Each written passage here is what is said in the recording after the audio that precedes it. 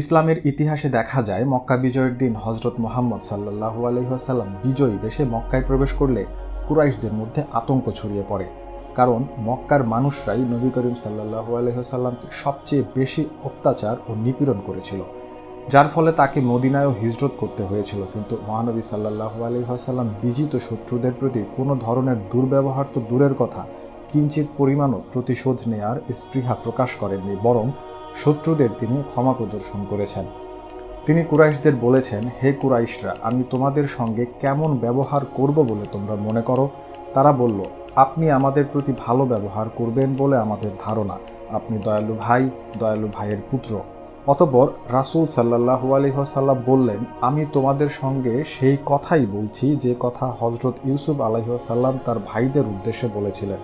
আজ তোমাদের বিরুদ্ধে আমার কোনো অভিযোগ নেই, যাও তোমরা সবাই মুক্ত। সুবহানাল্লাহ, কতটা মহানুভব ছিলেন আমাদের নবী।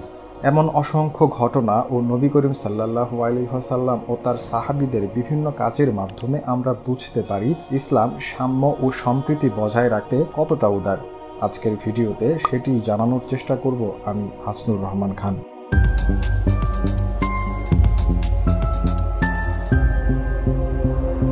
ইসলাম একটি পরিপূর্ণ জীবন বিধান, শান্তি ও কল্যাণের ধর্ম। বিশ্ব মানবতার মুক্তির দূত ও নবীকুল শিরোমণি হযরত মুহাম্মদ সাল্লাল্লাহু আলাইহি ওয়াসাল্লামের আগমন হয়েছিল রহমত রূপে। মহানবীর সমগ্র জীবন অতিবাহিত হয়েছে মানুষের মুক্তি সাধন, সমাজে শান্তি প্রতিষ্ঠা, ঐক্য বিধান ও মানুষকে সুসভ্য মানুষ হিসেবে গড়ে তোলার জন্য। পবিত্র কোরআনুল কারিমে আল্লাহ তাআলা সাম্য ও সম্প্রীতি বজায় রাখতে বেশ তাগিদ দিয়েছেন। সূরা আল হুজুরাতের 13 নম্বর আয়াতে আল্লাহ তাআলা বলেন, হে মানবজাতি, আমি নর ও নারী থেকে তোমাদের সৃষ্টি করেছি, আর আমি বিভিন্ন গোষ্ঠী ও গোত্রে তোমাদের বিভক্ত করেছি যেন তোমরা একে অপরকে চিনতে পারো। এই আয়াত থেকে আমরা স্পষ্ট বুঝতে পারি যে মানুষ হিসেবে আমরা সবাই এক জাতি। আদম ও হাওয়া আলাইহিস সালাম থেকে সৃষ্ট মানব মণ্ডলীর সদস্য হিসেবে সবাই আল্লাহ তাআলার কাছে সমমর্যাদার অধিকারী। এ বিষয়ে মহানবী হযরত মুহাম্মদ সাল্লাল্লাহু আলাইহি ওয়াসাল্লামের আদর্শ ছিল অতুলনীয়। তিনি একজন ইহুদির লাশকেও সম্মান দেখিয়েছেন। হাদিসে আছে, একবার এক ইহুদির লাশ বিশ্বনবী সাল্লাল্লাহু আলাইহি ওয়াসাল্লামের সামনে দিয়ে নিয়ে যাওয়া হচ্ছিল, আর এতে মহানবী সাল্লাল্লাহু আলাইহি ওয়াসাল্লাম সেই লাশের সম্মানার্থে দাঁড়িয়েছিলেন ততক্ষণ পর্যন্ত যতক্ষণ না লাশটি তার সামনে থেকে চলে যায়। পাশ থেকে হযরত জাবের রাদিয়াল্লাহু তাআলা আনহু বলেছিলেন, হে আল্লাহর রাসূল, এটা তো ইহুদির লাশ। এতে আল্লাহর রাসূল সাল্লাল্লাহু আলাইহি ওয়াসাল্লাম উত্তর দিয়েছিলেন, সে কি মানুষ ছিল না? কতই না অতুলনীয় ছিল আমাদের প্রিয় নবী সাল্লাল্লাহু আলাইহি ওয়াসাল্লামের জীবন আদর্শ।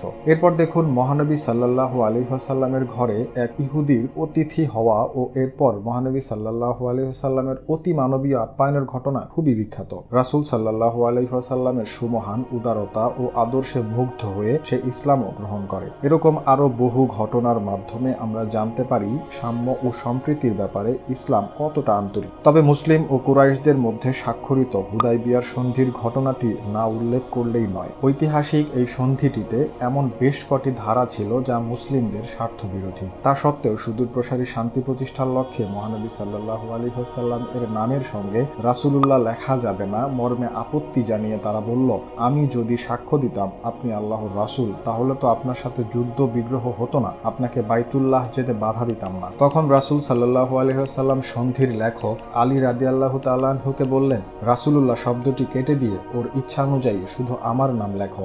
এতে আলী রাদিয়াল্লাহু তাআলা আনহু অপারগতা প্রকাশ করলে রাসূল সাল্লাল্লাহু আলাইহি ওয়াসাল্লাম জিজ্ঞেস করেন, কোথায় লেখা আছে? এরপর নিজ হাতেই তা কেটে দিয়ে সাম্প্রদায়িক সম্প্রীতি ও উদারতার অভূতপূর্ব দৃষ্টান্ত স্থাপন করেন। এছাড়া সাম্প্রদায়িকতার নামে যারা বিশৃঙ্খলা করে তাদের বিরুদ্ধে হুঁশিয়ারি উচ্চারণ করে হযরত মুহাম্মদ সাল্লাল্লাহু আলাইহি ওয়াসাল্লাম বলেন, যারা মানুষকে সাম্প্রদায়িকতার দিকে ডাকে, যারা সাম্প্রদায়িকতার জন্য যুদ্ধ করে এবং সাম্প্রদায়িকতার জন্য জীবন উৎসর্গ করে, তারা আমাদের দলভুক্ত নয়। সাম্প্রদায়িক সম্প্রীতি রক্ষায় ইসলাম এতই সোচ্চার, রাসূল সাল্লাল্লাহু আলাইহি ওয়াসাল্লাম নিজেদের জানমালের পাশাপাশি সংখ্যালঘু অমুসলিম সম্প্রদায়ের জানমাল রক্ষায় সচেষ্ট থাকার জন্য মুসলমানদেরকে জোরালো তাগিদ দিয়েছেন। শুধু তাই নয়, অন্য ধর্মাবলম্বী ও তাদের উপাসনালয়ের উপর আঘাত সহিংসতাও ইসলামী চিরতরে হারাম ও নাজায়েজ ঘোষণা করা হয়েছে। মহান আল্লাহ আমাদের প্রত্যেককে ইসলামের জ্ঞান অর্জন ও সেই অনুযায়ী আমল করার তৌফিক দান করুন। আমিন। প্রিয় দর্শক, ভিডিওটি যদি ভালো লেগে থাকে তাহলে সবার সাথে শেয়ার করতে ভুলবেন না এবং এরকম আরো ইসলামিক বিভিন্ন বিষয়ে কন্টেন্ট পেতে চ্যানেলটি সাবস্ক্রাইব করুন। আর পরবর্তী ভিডিও কোন বিষয়ের উপর দেখতে চান তা আমাদের কমেন্ট বক্সে জানাতে পারেন।